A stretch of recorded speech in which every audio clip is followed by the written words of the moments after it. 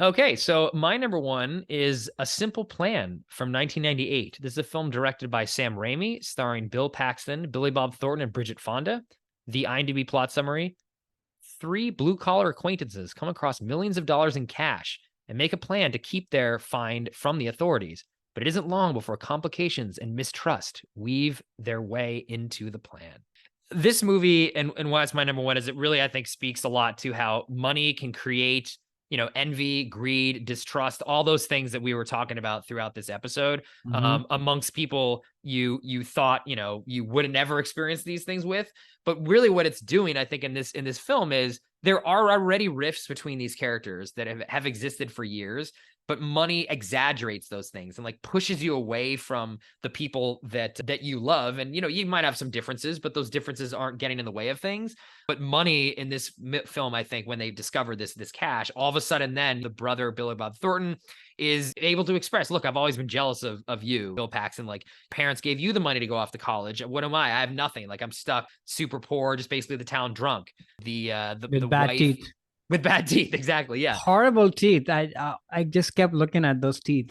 Yeah. And then the other guy who's like one of his friends, him and his wife clearly did not have a great relationship, but No. the money, you could tell, is like causing more and more fights to happen in the household, more and more disarray. And then it's very fascinating to watch Bridget Fonda's character, who's Bill Paxton's wife, basically like turn into a Lady Macbeth. And like the beginning, you Mhm. think she's kind of innocent and a good person, but she's actually the one through every step of the way that's sort of encouraging the bad urges and behaviors of Bill Paxton. So had you seen this film before? Never heard of it Oh, until you okay. put it on the list.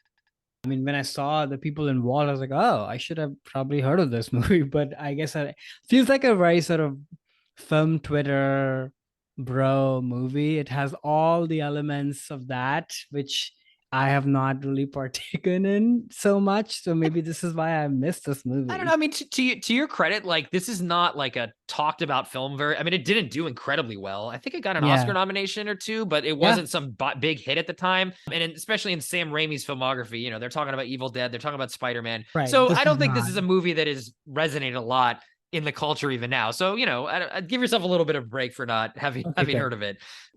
Yeah, what was your take on it?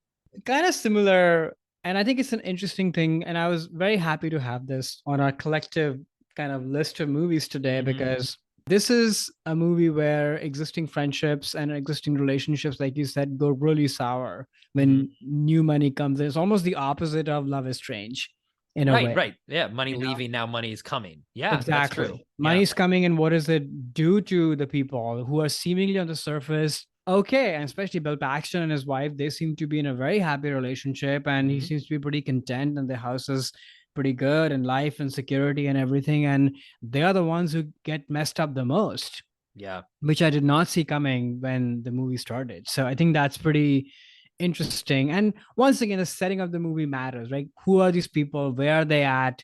What are they surrounded with?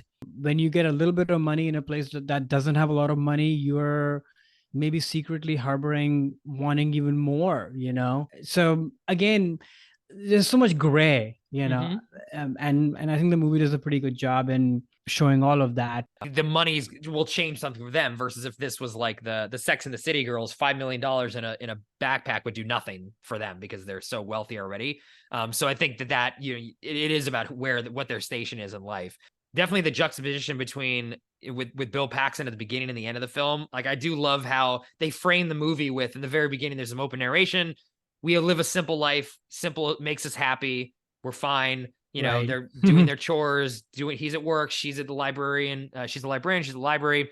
And then the end of the movie, they basically show the same montage of him at work and her at work. And you could tell like how absolutely miserable and unhappy they Right. are. And they were happy. It was simple. And now they're not. And just how money does complicate things. There's always those stories of people, winning the lottery and it ruining their lives. And Mm, sometimes you might dream or daydream. Yeah, what if I won the Mega Millions? I got $100 million. All the stuff that would happen. A lot of the stuff, yeah, it's fun. You can buy a bunch of things and maybe help you in some way, but there's going to be a lot of unintended consequences. And I personally believe that it's more negative than positive. Like, I'd rather not win the lottery because of all the negative things that would come across it. And I think this movie sort of exemplifies that too. It like heightens all the issues between them, and also isn't going to be a solve either.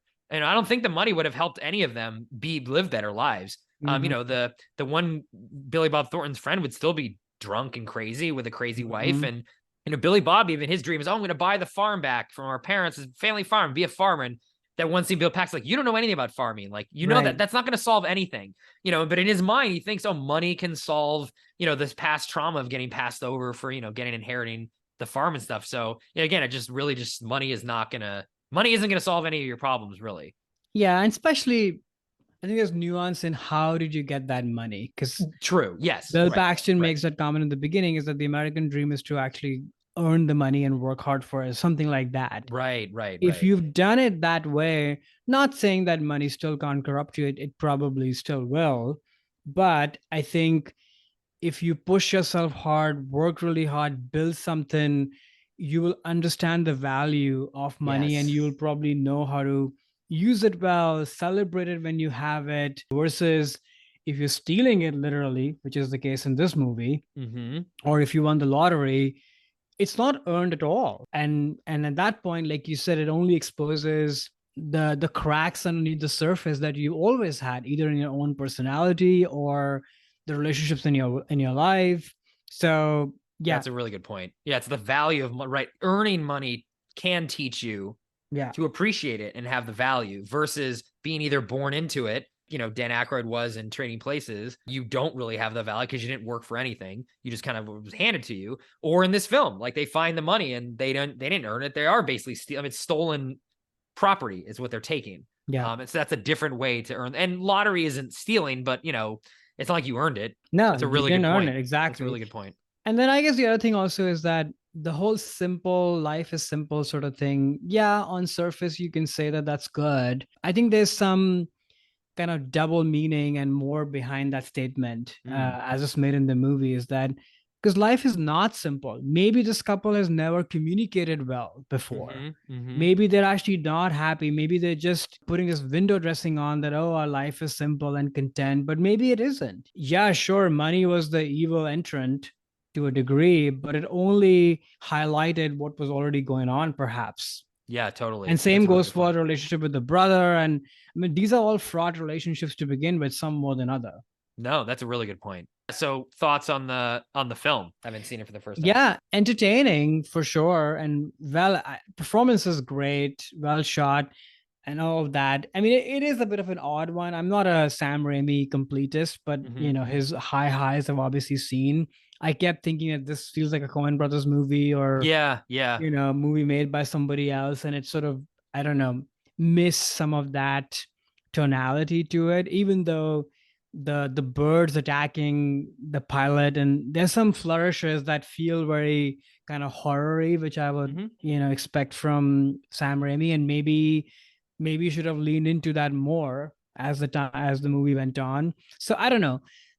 I'm glad I watched it. I probably would never come back to it. I think didn't quite make a big mark on me per se as a movie, but the themes are obviously very interesting and, Mm-hmm. you know, great to have it in this conversation.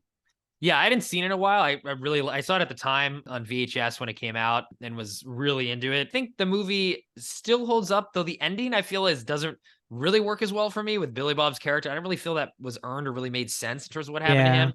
And yeah, this is definitely the point in Raimi's filmography, you know, as someone who's a big fan of his, where he's friends with the Coens. And he was trying to go in a direction of like, well, what if I could do sort of what they're Right. doing? And he had a couple movies that were sort of in this vein. I think this is the most successful version of that, but I'm glad he kind of found his footing again in sort of in Spider-Man and some of the other films that he's made after that. But so I think I wouldn't really consider this a hidden gem, but at the same time, it's a movie that I don't think gets talked about enough. And again, I think the performance, especially Billy Bob, it just reminded me of, I mean, he used to be my favorite actor for a while in the 90s, and just like what he could do is just Yeah. like still very impressive to me. And I feel like he doesn't really do much on this level anymore. So it was fun to kind of see his what he used to be able to put on screen. But Yeah. yeah, I'm glad you liked it. Yeah, both of them actually really good. And yeah, Billy Bob is sort of unrecognizable and can barely understand what he's saying, which Mhm. is kind of part of the joy of it, I guess. Hey there, it's Alex. If you like the review and discussion Karan and I just had, make sure you subscribe to our channel, Movies That Shaped Us, to get full episodes. Every other Wednesday, Karan and I cover a topic around important people, places, events, and moments in our lives, and then explore it through 3 of our favorite movies. Subscribe right now or follow our podcast on Spotify or Apple Podcasts via the link in the description below. Hope you join us for the journey.